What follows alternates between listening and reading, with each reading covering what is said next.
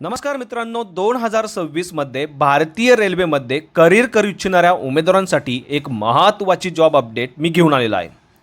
RRB म्हणजेच railway recruitment बोर्डमार्फत तब्बल 11,127 पदांची कायमस्वरूपी भरती केली जाणार आहे. यासाठी उमेदवारांचं वय 18 ते 30च्या दरम्यान असणं आवश्यक असणार आहे. 14 जून 2026पर्यंत तुम्ही ऑनलाईन पद्धतीने या पदांसाठी अर्ज करू शकणार आहे. उमेदवारांना 7व्या वेतन आयोगानुसार म्हणजेच 19,900 ते 63,200 अशा स्केलनुसार पगार रेल्वेमार्फत दिला जाणार आहे. कायमस्वरूपी जॉब आहे. ऑल ओव्हर इंडिया तुमचं जॉबचं लोकेशन असणार आहे. संपूर्ण माहिती सविस्तरपणे आजच्या या व्हिडिओमध्ये मी सांगितलेली आहे. त्यासाठी व्हिडिओला शेवटपर्यंत नक्की बघा. चॅनलवरती आज पहिल्यांदा असाल चॅनलला सबस्क्राईब करा, बेल आयकॉनला प्रेस करा, कारण असेच महत्त्वपूर्ण जॉब रिलेटेड अपडेट मी नेहमी आपल्यासाठी घेऊन येत असतो. चला तर सुरू करू आजचा हा व्हिडिओ.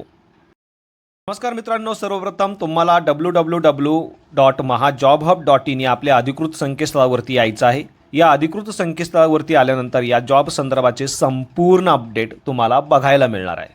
मित्रांनो, भारतीय रेल्वेमार्फत म्हणजेच रेल्वे रिक्रुटमेंट बोर्डमार्फत तब्बल 11,127 पदांची बंपर भरती केली जाणार आहे, ज्यामध्ये असिस्टंट लोको पायलट हे महत्त्वाचं पद भरलं जाणार आहे.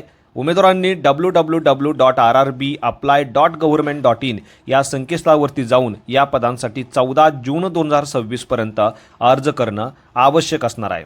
आणि या संदर्भाचं नुकतंच शॉर्ट नोटिफिकेशन RRB म्हणजेच रेल्वे रिक्रुटमेंट बोर्डमार्फत प्रसिद्ध करण्यात आलेलं आहे.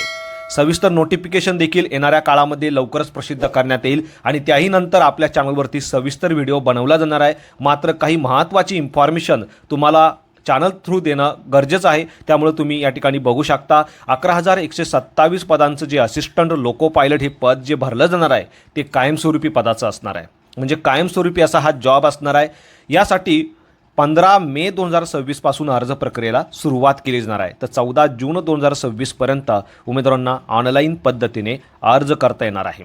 यामध्ये SC, ST, physically disable, women कॅटेगरीच्या उमेदवारांसाठी 250 रुपये, तर बाकी उमेदवारांसाठी 500 रुपये इतकं परीक्षा शुल्क असणार आहे. आणि हे परीक्षा शुल्क देखील उमेदवारांना CBT 1 एक्झाम दिल्यानंतर काही प्रमाणात मागं दिलं जाणार आहे, म्हणजे रिटर्न केलं जाणार आहे. तर तुमच्यासाठी हा एक महत्त्वाचा आणि बेनिफिट पॉईंट असणार आहे. यामध्ये उमेदवारांचं वय या पदांसाठी अर्ज करताना 18 ते 30च्या दरम्यान असणं मात्र आवश्यक असणार आहे. या व्यतिरिक्त राखीव प्रवर्गातील उमेदवारांना वयाची विशेष सूट शासनाच्या नियमानुसार दिली जाणार आहे. आणि या संदर्भाचं अपडेट देखील सविस्तर नोटिफिकेशनच्या PDF भविष्यामध्ये आल्यानंतर तुम्ही बघू शकता, कारण आपल्या चॅनलवरती लगेचच त्या संदर्भाचा व्हिडिओ प्रसिद्ध झाल्या बनवला जाणार आहे. यामध्ये SC, ST कॅटेगरीच्या उमेदवारांसाठी साधारणपणे 5 वर्ष असतं, OBC कॅटेगरीच्या उमेदवारांसाठी 3 वर्ष असतं, तर फिजिकली डिसेबल कॅटेगरीच्या उमेदवारांसाठी देखील 10, 13 आणि 15 वर्ष त्यांच्या कॅटेगरीनुसार वयाची विशेष सूट देण्यात येते. पगार तुम्ही बघू शकता. 7व्या वेतन आयोगानुसार उमेदवारांना पगार या ठिकाणी दिला जाणार आहे. 19,900 ते 63,200 या स्केलनुसार हा पगार असणार आहे. साधारणपणे उमेदवारांना 35,000 रुपये प्रति महिना इतका पगार इन हँड या स्केलनुसार मिळणार आहे. कायमस्वरूपी जॉब आहे. ऑल ओव्हर इंडिया तुमचं जॉबचं लोकेशन असणार आहे. यासाठी उमेदवारांनी ऑनलाईन पद्धतीने अर्ज करणं मात्र आवश्यक असणार आहे. आता या पदांसाठी सर्वप्रथम उमेदवारांची ऑनलाईन एक्झाम घेतली जाणार आहे. CBT 1 आणि CBT 2. CBT 1 क्वालिफाय केल्यानंतर पात्र अशा उमेदवारांना CBT 2 साठी बोलावलं जाणार आहे. CBT 1 ही तुमची क्वालिफाईंग नेचरची असणार आहे, म्हणजे फायनल जी मेरिट लिस्ट तयार केली जाणार आहे त्यासाठी CBT 1चे मार्क काउंट केले जाणार नाही. मात्र CBT 1 एक्झाम क्वालिफाय केल्यानंतरच तुम्हाला CBT 2 एक्झाम देता येणार आहे. आणि CBT 2 एक्झामचे मार्क हे अंतिम मेरिट लिस्ट तयार करताना विचारात घेतले जाणार आहे. हे तुम्हाला लक्षात ठेवायचं आहे. या व्यतिरिक्त कम्प्युटर बेस्ड टेस्ट देखील उमेदवारांची घेतली जाणार आहे. त्यानंतर डॉक्युमेंट व्हेरिफिकेशन आणि सर्वात शेवटी मेडिकल एक्झाम देऊन पात्र अशा उमेदवारांना या पदासाठी नियुक्ती दिली जाणार आहे.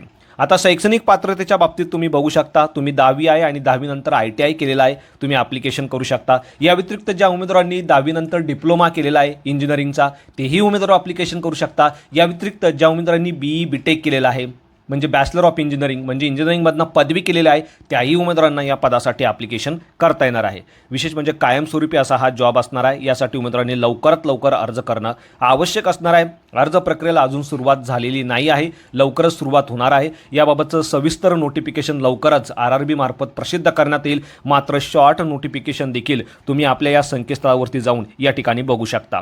ॲप्लिकेशनची लिंक दिलेली आहे, ऑफिशियल वेबसाईटची देखील लिंक तुम्हाला याच ठिकाणी बघायला मिळणार आहे. सविस्तर नोटिफिकेशन आल्यानंतर लगेचच आपल्या चॅनलवरती या संदर्भाचा व्हिडिओ बनवला जाणार आहे. त्यामध्ये कशा पद्धतीने तुम्हाला ॲप्लिकेशन करायचं आहे, कोण कोण अप्लाय करू शकतं, संपूर्ण माहिती मी डिटेलमध्ये देणार आहे. यासाठी चॅनलला आत्ताच सबस्क्राईब करून ठेवा, बेल आयकॉनला प्रेस करून ठेवा, कारण असेच महत्त्वपूर्ण जॉब रिलेटेड अपडेट मी नेहमी आपल्यासाठी घेऊन येत असतो. So thank you for watching.